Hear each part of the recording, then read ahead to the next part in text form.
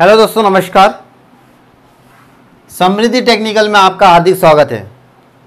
सबसे पहले तो हम एक बार देख लेते हैं कि कार्बोराइजिंग क्या है। तो कार्बोराइजिंग मतलब होता है कि ऐसे पार्ट्स जिसमें कार्बन की मात्रा 0.3% से कम है, उन्हें हम ऑल हाइड नहीं कर सकते, इसीलिए हम उसकी सतह पे कार्बन की मात्रा को बढ़ाते हैं। तो कार्बोराइजिंग में पार्ट्स की सतह पर कार्बन की मात्रा को बढ़ाया जाता है। तो कार्बोराइजिंग मतलब आप समझ गए कि कार्बन की मात्रा को बढ़ाना है। और गैस मतलब होता है कि गैस के माध्यम से बढ़ाना है। तो दोस्तों, गैस के माध्यम से कैसे बढ़ाएंगे, सवाल ये आता है। तो गैस के माध्यम से बढ़ाने का बहुत सारे तरीका भी है। तो हम देखते हैं कौन सा तरीका है। सबसे पहले मैं आपको बताना चाहूँगा कि हम यहाँ पर ऐसा गैस का प्रयोग करेंगे जिसमें कार्बन की मात्रा विद्यमान हो या कार्बन की मात्रा हो। तो ऐसा गैस कौन सा है? तो ऐसा गैस है carbon monoxide, methane, ethane, propane और भी बहुत सारे गैस है, पर हम इनमें से कोई सा भी गैस प्रयोग कर सकते हैं। अब प्रोसेस देखते हैं कि गैस का प्रयोग कैसे करें। खाली गैस हो जाए और मेटल हो जाए या जॉब हो जाए तो प्रोसेस तो नहीं हो सकता निश्चित तौर पे। तो हम इसका प्रोसेस भी करेंगे। सबसे पहले हम लेंगे सिलेंडर। सिलेंडर समझते हैं, जैसे घरों में सिलेंडर होता है इसी प्रकार से सिलेंडर लेंगे।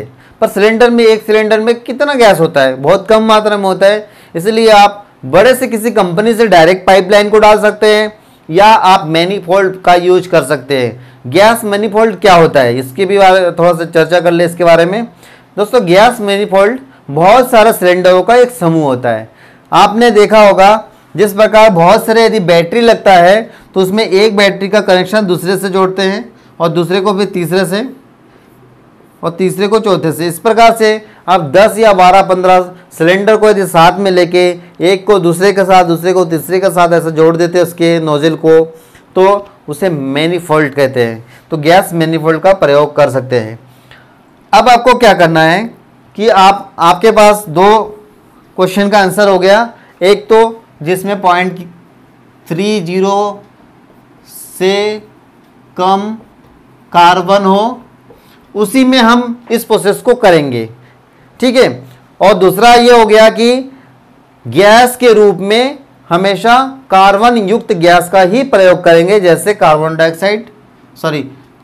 Monoxide, methane, propane, ethane. इन सभी में से किसी भी एक चीज को हम लेंगे। अब देखते हैं आगे। ये जो स्क्वायर नुमा दिख रहा है, ये एक भट्टी है, एक फर्नेस है, ओवन है, जिसमें आपको यहाँ पे इलेक्ट्रिक हीटर लगा हुआ दिख रहा है। इलेक्ट्रिक हीटर की जगह आप गैस फ्लेम से भी गर्म कर सकते हैं या आप कोयले से पार्ट्स को भी गर्म कर सकते हैं, पर इलेक्ट्रिकल बहुत अच्छा होता है, साफ सुथरा सुंदर होता है। उसके बाद आपको इसकी ये डोर दिख रहा है, इस डोर को ओपन करना है भट्टी के, और आपको स्टील के पार्ट्स को इसके अंदर डालना है। डालने के बाद डोर को क्लोज करना है।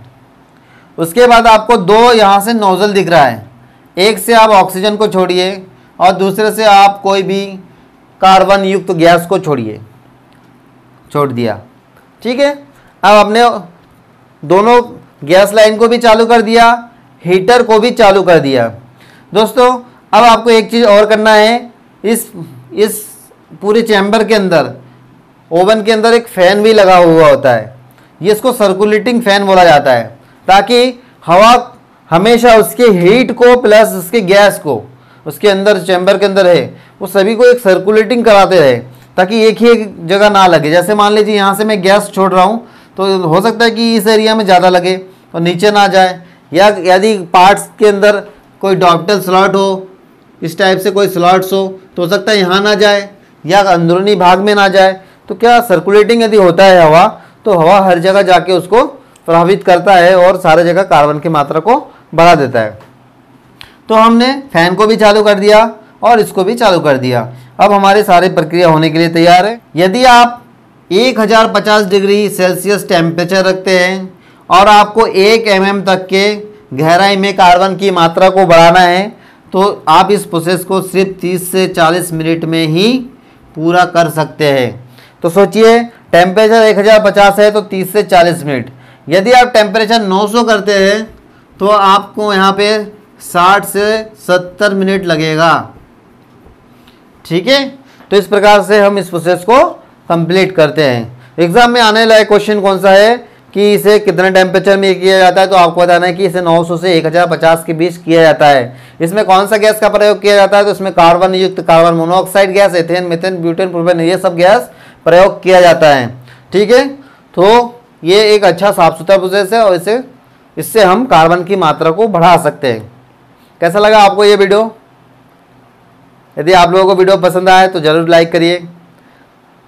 जब आप लाइक करेंगे तो मेरा हौसला और बढ़ेगा, मैं और अच्छा वीडियो डालूंगा।